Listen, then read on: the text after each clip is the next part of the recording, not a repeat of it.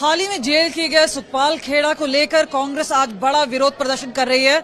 हमारे साथ इस वक्त बात करने के लिए हैं प्रगट सिंह, सीधा उन्हीं से बात करते हैं। सर, एक तरफ जो बात करें इंडिया अलायंस की, दूसरी तरफ से हम देख रहे हैं कि किस तरह से एक्शन हुआ है और उसके बाद विरोध प्रदर्शन जो आप कर रहे हैं। देखो, मैं ये समझता हूं कि इंडिया अलायंस जो है वो इंडिया लेवल तक ठीक है, लेकिन बहुत सी स्टेटें ऐसी है जहां कांग्रेस और लोकल पार्टी जो है वो आमने सामने इलेक्शन लड़ रही है। Kerala is one of the state.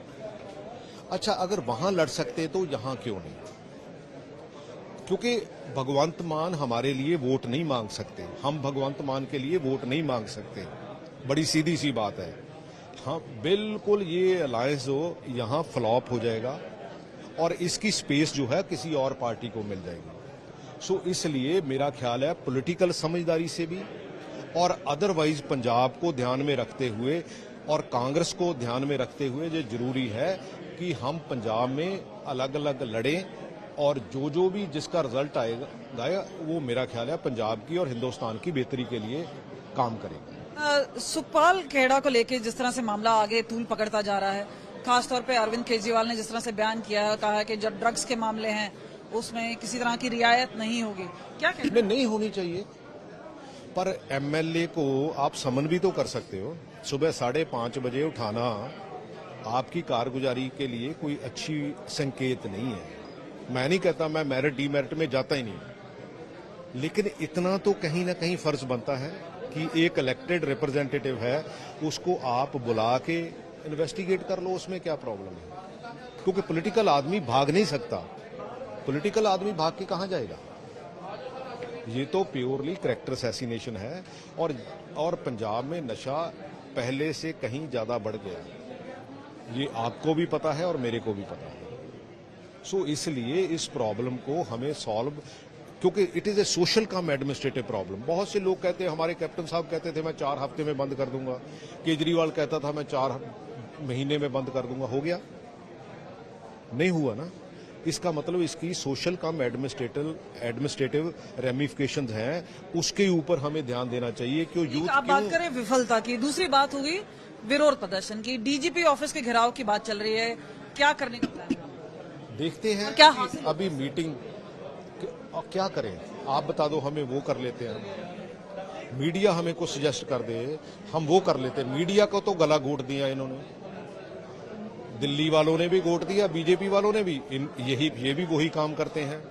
बहुत चंद कोई मीडिया हाउसेस बचे हैं, चंद पत्रकार बचे हैं जो सच को सच और झूठ को झूठ कहने की जुर्रत करते हैं।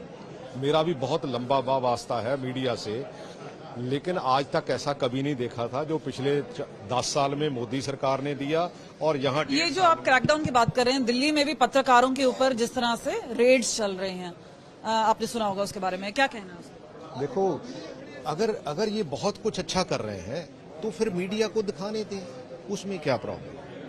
आपको लगता है कि देखो, अल्टीमेटली डेमोक्रेसी की ब्यूटी क्या है?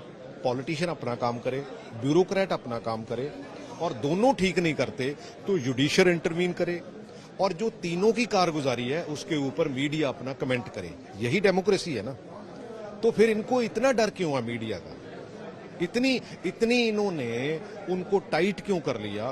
पंजाब में कभी भी 100 करोड़ से ज्यादा बजट नहीं हुआ था, अब 900 करोड़ का है। मेरा ख्याल है कि आप कितने फ्लेक्स देखते होंगे।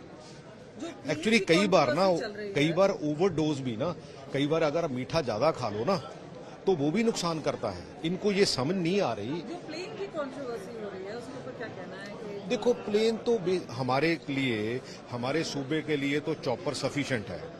इन्होंने पहले एक प्लेन ले रखा है। मेरा ख्याल है अभी लंबी फ्लाइट के लिए इन्होंने एक और प्लेन लेना होगा। मेरे को ये नहीं समझ आती कि ये जो ब्यूरोक्रेट्स हैं, कल को सत्ता परिवर्तन होगा तो ये क्या जवाब देंगे? जैसे अगर 900 करोड़ का बजट है, 400 करोड़ तो पंजाब में लगता है, 500 करोड़ तो बाहरली स्टेट्स में जा रहा है। भाई गुजरात में जाके हम क्या प्रूव करना चाहते हैं? वहां इश्तिहार देके हम क्या प्रूव करना चाहते हैं कि पंजाब में क्या हुआ? ये प्योरली एक पॉलिटिकल खेल खेल रहे हैं कि अपना बेस बढ़ाने के लिए कि हम पंजाब में ये कर दिया। और ये जो पंजाब में 2 इन्होंने रैलियां की है ना, एक स्कूल एजुकेशन का एमिनेंस स्कूल और एक ये हेल्थ का। इसका कोई मतलब नहीं है। ग्राउंड रियलिटी में असेस करके तो देखो, बहुत से इनके जो मोहल्ला क्लिनिक है वो तो बंद पड़े हैं, वहां कुछ नहीं है। ये सिर्फ डाटा से खेलते हैं और इनका काम ही कुछ नहीं है। प्योरली डाटा लेके उसके साथ खेलते हैं, बाकी इनका कोई ग्राउंड लेवल। एक आखिरी सवाल आपसे पूछना चाहेंगे, क्योंकि अब दिवाली का सीजन भी आने वाला है, पराली की भी बात हो रही है, खासतौर पे वो तो आप दिल्ली की सुप्रीम कोर्ट की जजमेंट को देख ही सकते हो।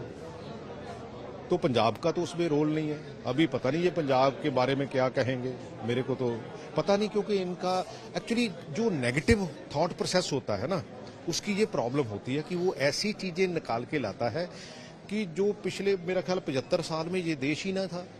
मोदी को ये लगने लग गया कि 2014 से पहले हिंदुस्तान ही नहीं था। इनको ये लगने लग गया शायद 2022 से पहले पंजाब ही नहीं था। समय समय पे लोगों ने काम किया, गलत भी किया, ठीक भी किया।